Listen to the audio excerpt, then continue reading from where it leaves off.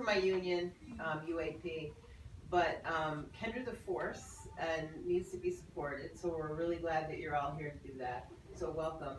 Thank you. Thank you. You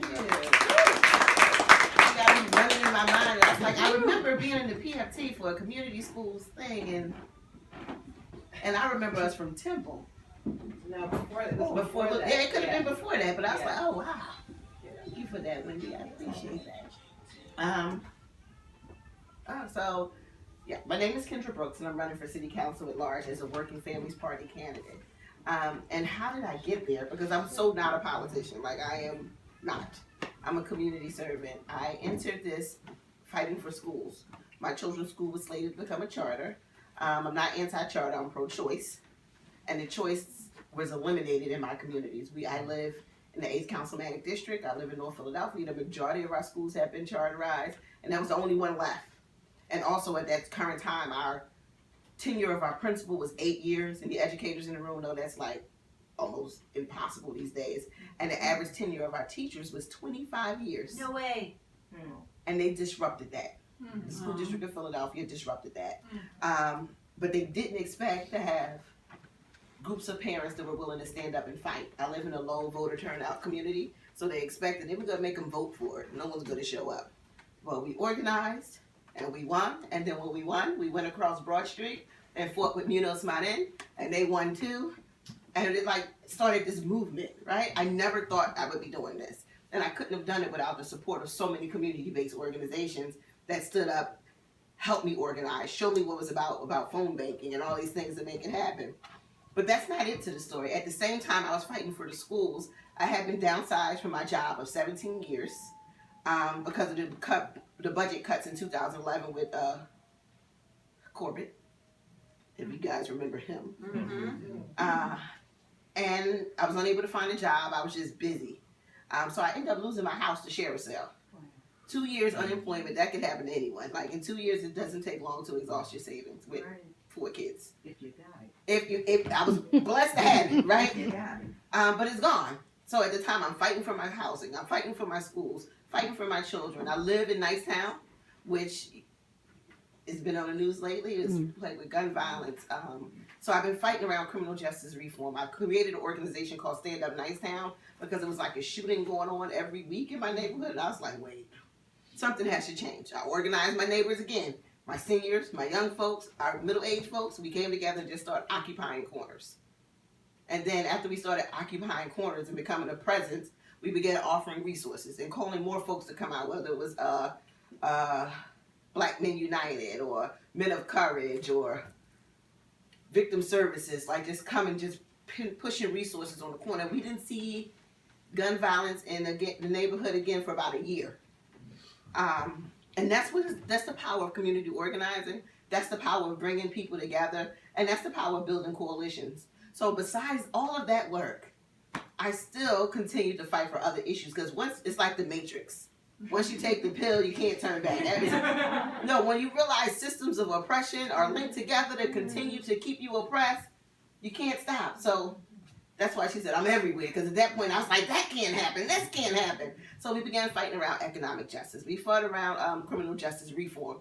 All these things along the pathway. Oh, the power plant in Nicetown. So that access more to climate justice issues. And that kind of spurred this interest. It didn't have to be this way. Like we keep fighting these fights, wasn't winning enough, but it didn't have to be this way. Over that time, the School Reform Commission, you guys remember them? Yes. Well, we organized and we kicked them out of Philadelphia, right? And to my surprise, the mayor asked me to sit on the nominating panel for the new school board.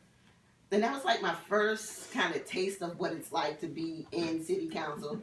It wasn't horrible, but it was very interesting. Because I had an opportunity to see how things work.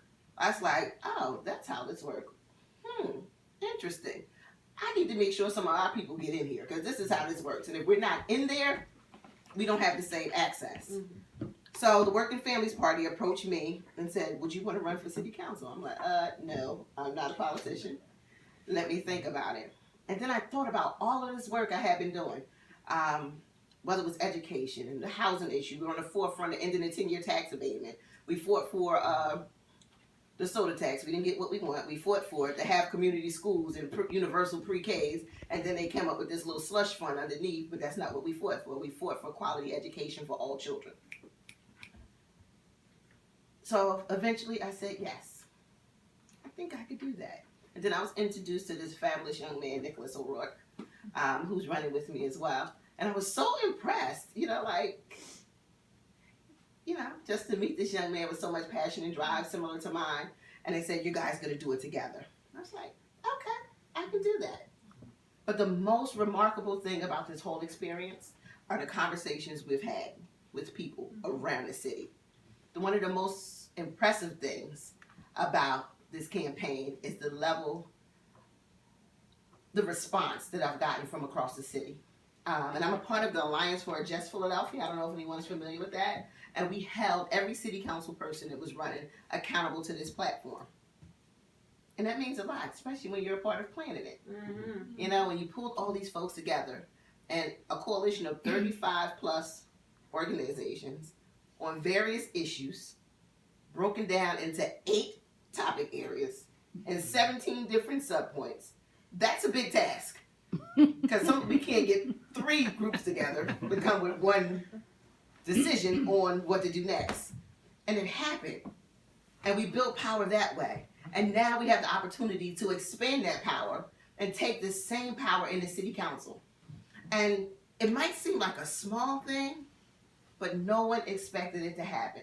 No one expected the alliance to happen, to hold all the city council members that, the majority that were elected, accountable to the people. And no one expected that the Working Families Party would run 2 candidates to continue to push these same efforts that we already were in motion.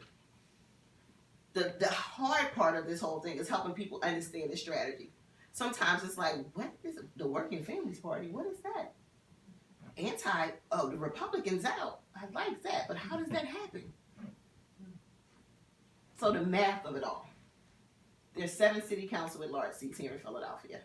5 seats were secured by the Democratic Party. They belong to the Democratic Party. We can't buff them. They are secured. Regardless of what you hear, those seats are mathematically, it can't happen. Maybe if I got like $500,000, then we might be able to do something, but that's not going to happen. The 2 seats have been reserved for a minority party, meaning non-Democrats. And we've been giving them to the Republicans. Guess why? Because many of us go into the polling booth and just hit Democrat. Mm-hmm. So if you vote straight Democrat, you're giving seats to Republicans. They don't have to run for them. They don't have to answer it to us. They can continue to vote against all the worker right bills, all our education bills, because we're giving them to them. So on election day, we're asking you get 5 city council at large votes. We're asking for you to vote for 2 Working Families Party candidates, myself, Kendra Brooks, and Nicholas O'Rourke, and anybody else that you want. The Democrats will win. Our goal is getting the Republicans out. And the only way you can get the Republicans out is voting for 2 Working Families Party candidates. Mm-hmm. It sounds simple, but we have to get this message across. Mm-hmm. Or we'll be back to business as usual. The significant thing about this race is, even in campaigning, I have met so many different types of people that I've never seen a campaign like this before. So when you think about building allies across race, across class, across socioeconomic status, across ideology, right? Because, I have pro-charter folks that are helping on my campaign, right? We have cross-religion. We have the opportunity to make history. How many coalitions have you ever seen that had all of those dynamics? A few. Not many. So we have the time. This is our time to do this. And it was a big lift, and they put a lot of obstacles in our way. And everything they said that we could not do, we've done it. You're not connected enough in the Democratic Party. We still made history. Mm-hmm. You're poor, you're black, you don't have a steady job. I teach restorative justice and restorative practices around the country. It's consultant work, contract work. Anybody does contract work? Mm-hmm. Yeah, so y'all understand my pain. Mm-hmm. But the fact that they said you wouldn't be able to raise the money because you don't know these people. You don't know the people who have big money. I don't. And I'm refusing to take charter money, corporate PAC money, oil money, and any money from folks that do not represent our issues. And that's a big stance. That's why they doubted it. But the power of the people, the power of the movement has got us to the point that we made history. The highest raising independent ever in Philadelphia.